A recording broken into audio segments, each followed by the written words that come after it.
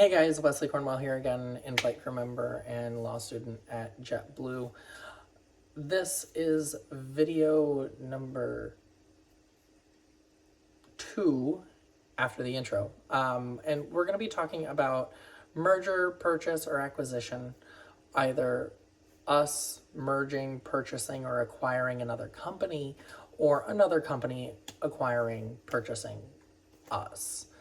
We're going to cover them in 2 different sections. We're in Article 3 of the tentative agreement.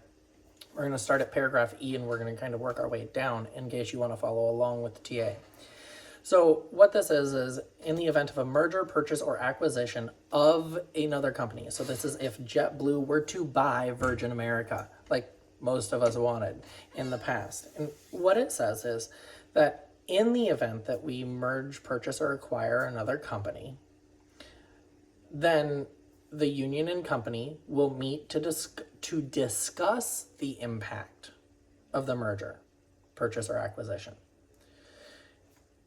I want to point out that it says they will meet to discuss the impact, not they will meet to negotiate anything. They will meet to discuss the impact. Legally speaking, that means that all JetBlue has to do is have a meeting with the union and say, hey guys, this is how you're going to be impacted. Thanks for showing up. Have a donut on your way out. That's meeting to discuss the impact. It does not guarantee any type of change or negotiating or anything like that. So I just want to point that out. All right. Now, there's another part in here. No confidential business information will be disclosed. And what that is really that the JetBlue and the union can talk about things in confidence, and neither side is going to disclose things without the other side's authorization. All right. Additionally, I want to point something out. The company shall provide the union with information concerning the merger, purchase, or acquisition at the earliest practicable time, subject to Security Exchange Commission, SEC, and other applicable laws and regulations to allow the union to prepare for those discussions. So in other words, when JetBlue says, hey guys, we want to talk to you about this issue that's coming up, this event that's coming up. By the way, here's all the information you're going to need to talk about it with us. And then you show up and it's, hey, great, we talked about it, have a good day. Okay? Now, very, very standard, okay? That's nothing super important because it just says, hey, we're going to schedule a meeting with you and we're going to email you some stuff to look at before the meeting so that both sides are prepared. So now we're going to get into subdivisions 1, 2, 3, and 4. And we're going to kind of take these one at a time. Okay? So there's really no gain yet. Subdivision 1, except as provided for in this agreement. So unless it says it somewhere else, or as otherwise agreed, so the union can do an amendment to the agreement. The rates of pay, rules, and working conditions contained in this collective bargaining agreement will not be open for bargaining in the event of a merger, purchase, or acquisition of another company. Nor shall the union or company have any obligation to bargain upon changes that thereto related to it. So what does that mean? It means that if we are going to purchase something, if we're going to purchase Virgin America, I'm going to keep using them because we were all familiar with it. If we were going to purchase Virgin America, once we got done purchasing it, we do not have to renegotiate our pay. Our pay is set. It is what it is. There's no obligation to it. It's not even open for discussion. So it's kind of iffy, right? It could be a gain. It could be a loss.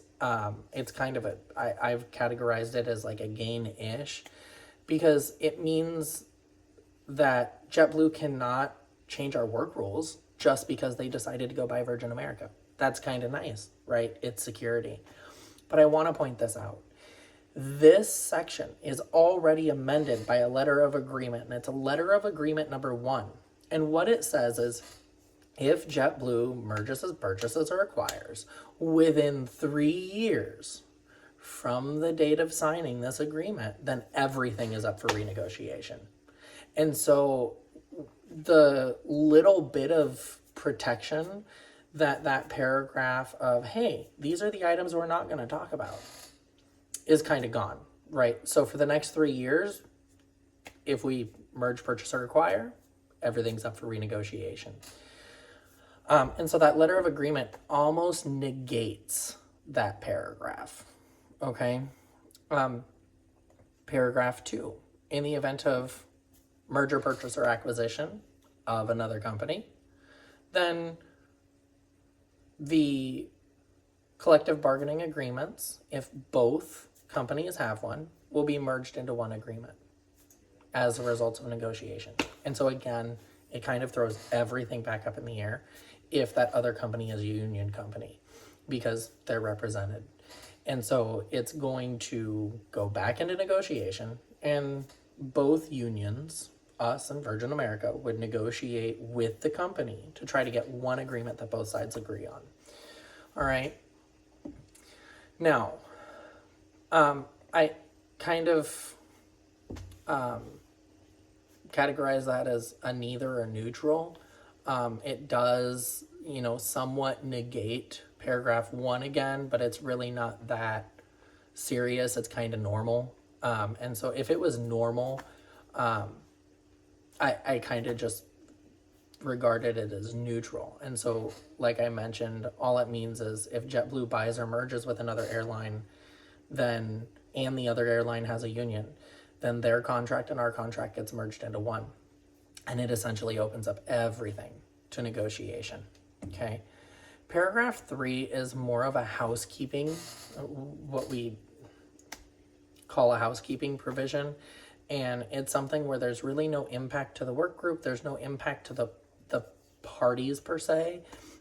It's just a requirement that they do something that's not going to have an impact on like our work rules. And so if JetBlue decides to do something with another company, then the union will file a single carrier application, which tells the National Mediation Board that, hey, we're the union of this company. We're planning on representing everybody in this new company, this new merged company that's emerging. So again, it's just a housekeeping provision. Nothing terrible, nothing great. There's really no effect. And so what's paragraph 4? Paragraph 4 is mostly neutral with maybe a little bit of a gain.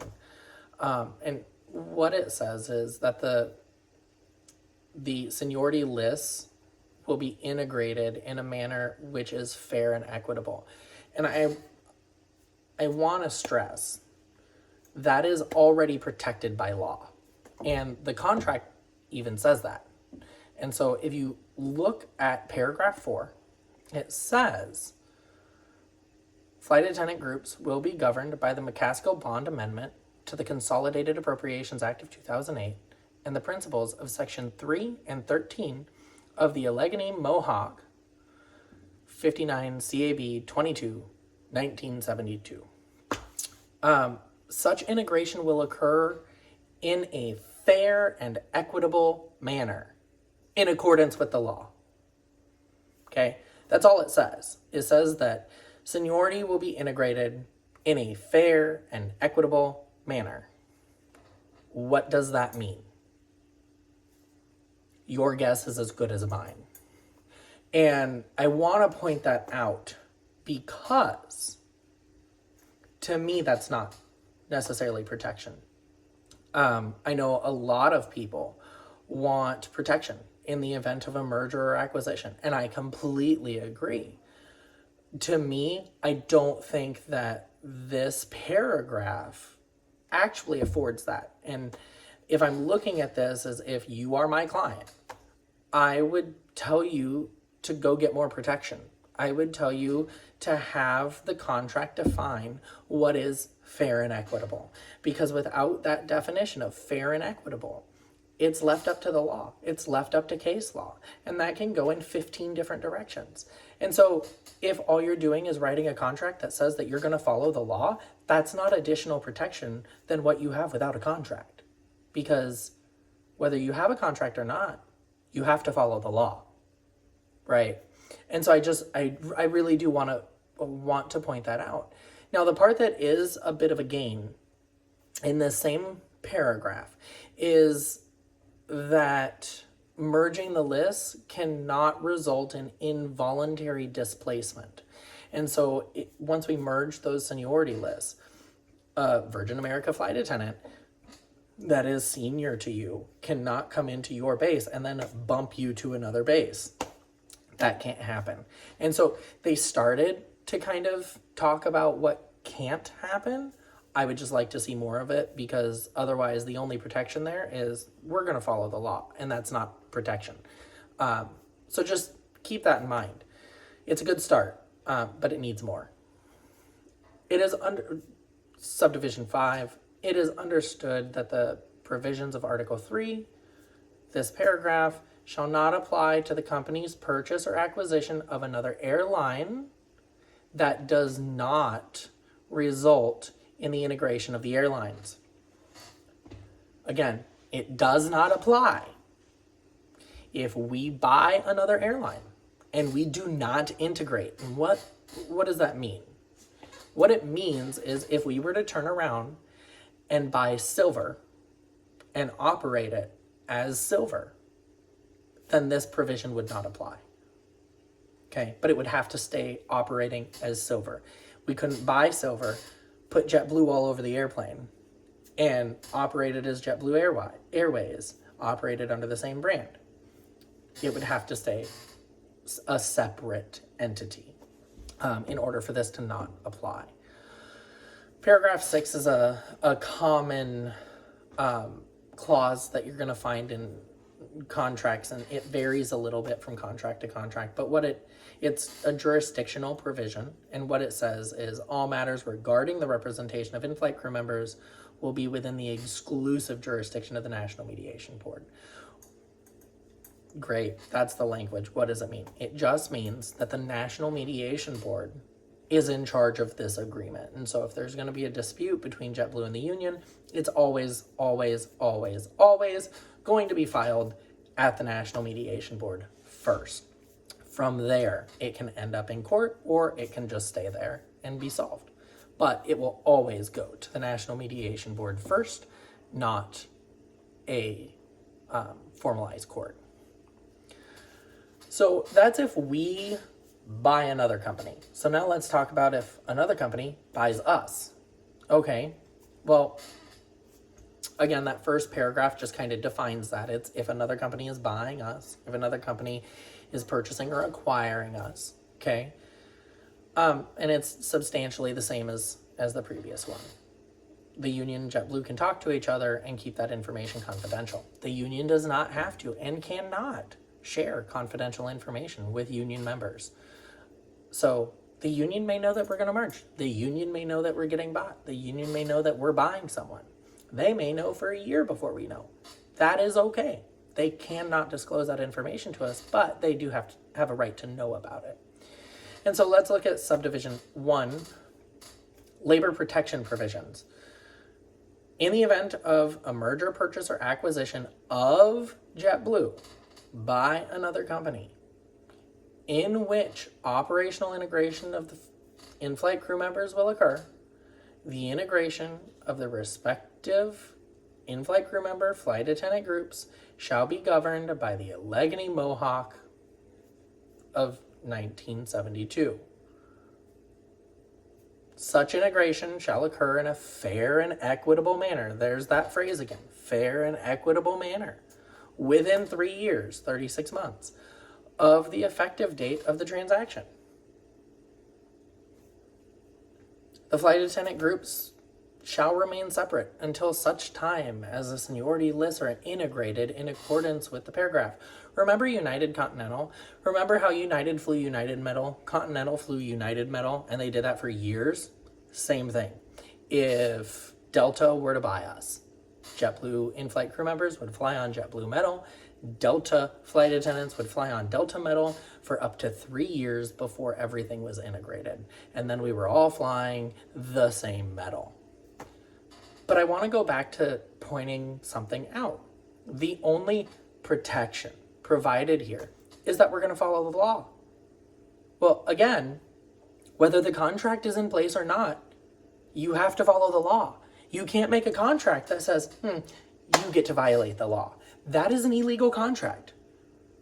Just because you have a contract that says, we're going to follow the law, doesn't mean anything. Because at the end of the day, you have to follow the law.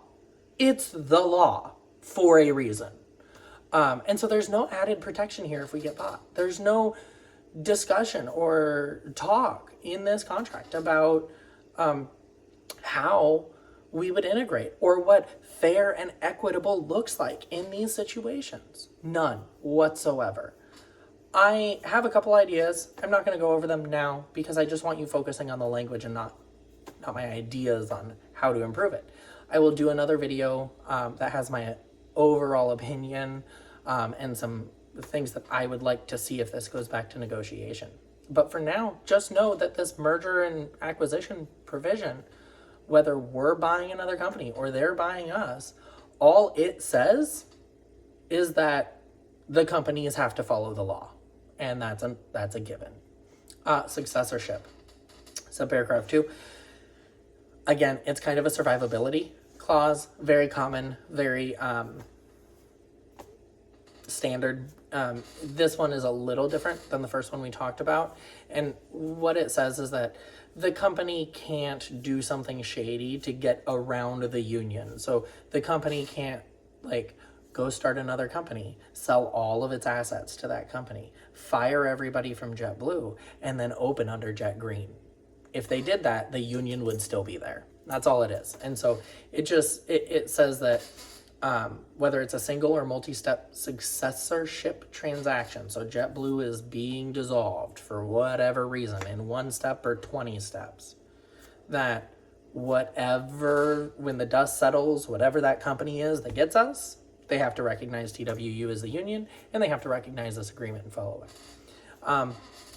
And so that's, a little bit nice, but in reality, what we really care about when it comes to mergers and acquisitions is seniority, right? Because we live, breathe, eat, sleep seniority in this industry. And so, cool, the contract and my 14-hour day and E14, 16, and 18 survive. But what about my seniority, right? So now we're going to talk about G, in-flight crew member exclusive flying. What this says is if it's a JetBlue pilot on the plane, it's a JetBlue flight attendant on the plane or in-flight crew member on the plane. If we buy another company, let's say we went and bought Silver, and we decided that we were going to use JetBlue pilots to fly the Silver airplanes, then a JetBlue in-flight crew member also has to be on that Silver airplane, period, point blank. We can't contract that out. We can't use a different company, things like that. But, there's always a but. Nothing in this agreement will restrict the right of management to fly as in-flight crew members to main currency.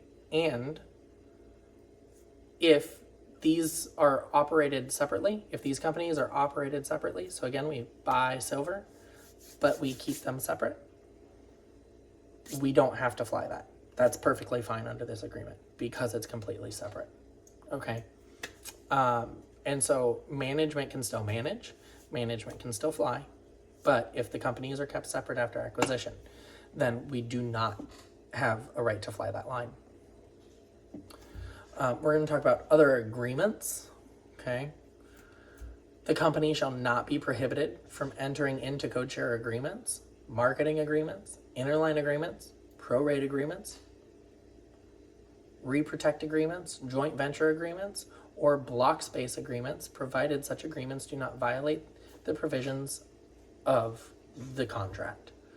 And one thing that's mentioned is the company shall attempt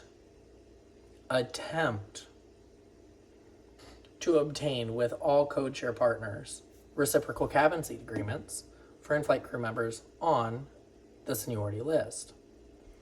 The company shall not allow its code to be used on flights of foreign air carriers traveling local revenue passengers between airports in the United States or its territories. Okay, great. What does that mean, right? Well,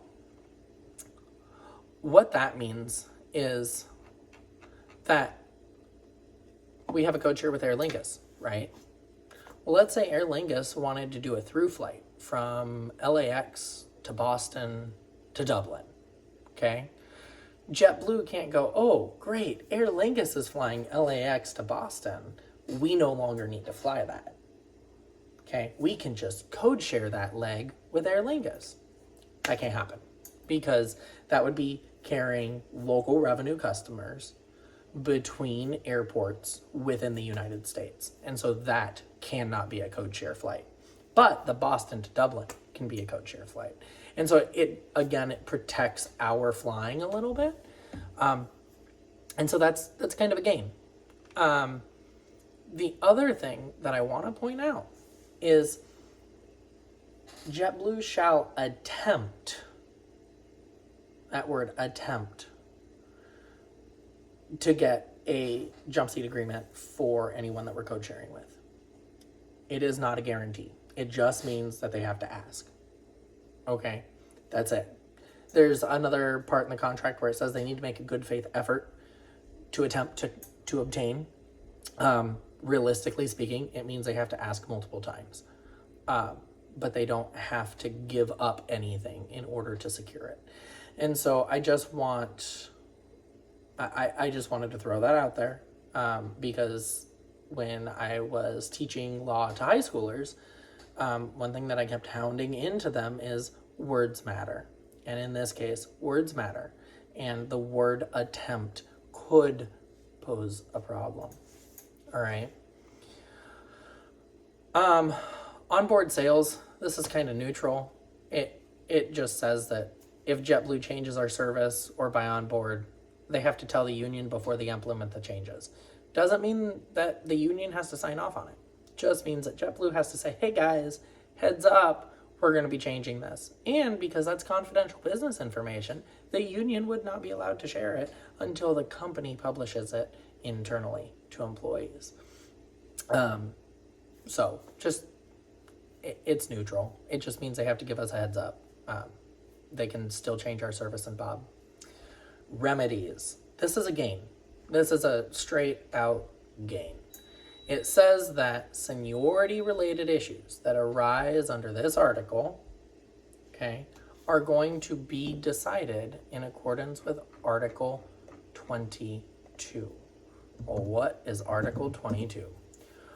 Article 22 is the System Board of Adjustment article.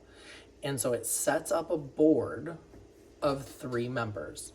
One is a union person, one is a company person, and one is what we call a qualified neutral. A qualified neutral we'll get into later. Just know that it's someone that has no direct ties to either side. They are truly a neutral person on the board helping decide the issues.